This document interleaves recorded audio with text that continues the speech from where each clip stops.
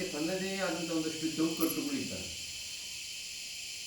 ಅದನ್ನ ನಮ್ಮ ಭಾರತೀಯ ಹಿಂದೆ ಋಷಿಮುನಿಗಳು, ಆದರ್ಶ ಪುರುಷರು ಇವರೆಲ್ಲ ಏನು ಮಾಡೋದು ಅಂದರೆ ಆ ಸಂಪ್ರದಾಯವನ್ನು ಪರಿಪಾಲನೆ ಮಾಡಿಕೊಂಡು ನಮಗೆ ಒಂದು ದಾರಿದೀಪವನ್ನು ಹಾಕಿಕೊಟ್ರು.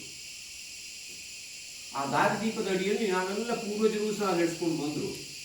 ಈ ಮುಂದೆ ಅದನ್ನ ನಡೆಸಿಕೊಂಡು ಮುಂದಿನ ಜನಾಂಗಕ್ಕೆ ಆದರ್ಶಗಳನ್ನ ಕೊಡುವಂಥ ಜವಾಬ್ದಾರಿ ಇದೆಯಲ್ಲ, ಅದು ಬಹಳ ಮಹತ್ವವಾಗಿದೆ. ಈಗಿನ ನಮ್ಮ ಇದಕ್ಕೆ ನಾವು ಬಿಟ್ಟುಬಿಟ್ರೆ ಮುಂದಿನ ಜನಾಂಗ ಬಿಟ್ಟುಬಿಡುತ್ತೆ ಅದು. ಹಾಗಾಗಿ ಆದರ್ಶಗಳನ್ನ ಪರಿಪಾಲನೆ ಮಾಡಿಕೊಂಡು ನಮ್ಮ ಜೀವನವನ್ನು ನಡೆಸಬೇಕು. ಹಾಗಿದ್ರೆ ರಾಮನ ಆದರ್ಶಗಳು ಹೇಗಿದ್ದು ನೋಡಿ, ಎಷ್ಟು ಭವ್ಯವಾದಂಥ ಒಂದು ಪರಂಪರೆ ಇತ್ತು, ಎಷ್ಟು ಉತ್ಕೃಷ್ಟವಾದಂಥ ಶ್ರೇಷ್ಠವಾದ ವಿಚಾರಗಳು ಆ ತ್ರೇತಾಯುಗದಲ್ಲಿದ್ದು. ತ್ರೇತಾಯುಗದಲ್ಲಿ ರಾಮನ ಅವತಾರ, ಆ ರಾಮನ ಅವತಾರವೇ ಒಂದು ಸಂಕೀರ್ಣ ಸ್ಥಿತಿಯಲ್ಲಿ ಉದ್ಭವವಾಗಿದ್ದು. ಎಲ್ಲ ರೀತಿಯ ಕಷ್ಟಗಳು ಬಂದಾಗ ಭೂಮಿಯ ತಾಯಿಯ ಭಾರವನ್ನ ಪರಿಹರಿಸಲಿಕ್ಕೋಸ್ಕರವಾಗಿ ಅವನು ರಾಮ ಏನು ಮಾಡಿದ್ದಾನೆ, ಅವತಾರವನ್ನು ತಾಳಿದ. ಕೇವಲ ಅವತಾರವನ್ನು ತಾಳಿ ತನ್ನ ಪರಿಸಮಾಪ್ತಿ ಮಾಡಿಕೊಳ್ಳಿಲ್ಲ ಅವನು.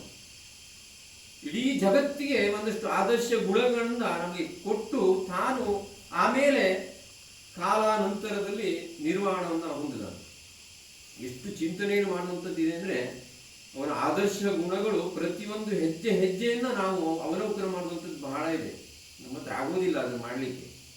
ಆದರೂ ಸಹ ಕೆಲವು ಗುಣಗಳನ್ನು ನಾವು ಅಳವಡಿಸ್ಕೊಳ್ಬೇಕು. ನಮ್ಮ ಭಾರತೀಯ ಸಂಪ್ರದಾಯದಲ್ಲಿ ಸ್ತ್ರೀಯರಿಗೆ ಒಂದಷ್ಟು ಚೌಕಟ್ಟುಗಳನ್ನು ಹಾಕಿದರು. ಹಣೆಗೆ ತಿಲಕವನ್ನು ಇಡಬೇಕು, ಆಮೇಲೆ ಮೈ ತುಂಬ ಬಟ್ಟೆಗಳನ್ನು ಹಾಕಿಕೊಳ್ಳಬೇಕು, ಆಮೇಲೆ ಗುರು ಹಿರಿಯರಿಗೆ ತಲೆಬಾಗಿ ನಮಿಸಬೇಕು. ಈ ರೀತಿಯಾಗಿ ಅನೇಕ ಆದರ್ಶ ಗುಣಗಳನ್ನು ಹಾಕಿಕೊಟ್ರು.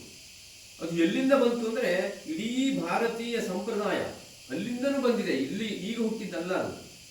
ಅದನ್ನೆಲ್ಲ ಮಹಾಮಹಿಮಾವಂತ ಎಲ್ಲ ಆದರ್ಶ ನಾರಿಯರು ಪಾಲಿಸ್ಕೊಂಡು ಬಂದರು. ನೋಡಿ, ಸೀತಾದೇವಿಯೂ ಸಹ ಎಲ್ಲ ಚೌಕಟ್ಟಿನ ಅಡಿಯಲ್ಲೇ ಅವಳು ಏನು ಮಾಡಿದ್ರು ಅಂದರೆ, ತನ್ನ ಕಷ್ಟ ಕಾರ್ಪಣ್ಯಗಳನ್ನ ಜೊತೆಯಲ್ಲಿ ರಾಮನ ಜೊತೆಯಲ್ಲಿ ಬದುಕಿದ್ರು. ಹಾಗೆ ಅರುಂಧತಿ, ಇನ್ನಿತರ ಬೇರೆ ಬೇರೆ ಎಲ್ಲ ವಿಶೇಷವಾದಂಥ ದ್ರೌಪದಿ ನಮಗೆಲ್ಲ ಕಾಣುತ್ತೆ. ಎಲ್ಲ ಆದರ್ಶ ಗುಣಗಳ ಪರಿಪಾಲನೆಯಲ್ಲೇ ಅಲ್ಲಿ ಬಂದರು.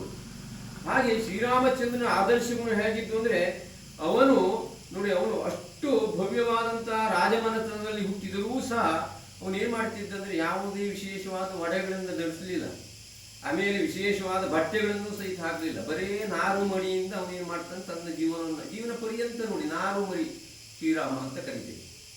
ಆಮೇಲೆ ಸೀತಾದೇವಿ ಆಗಿ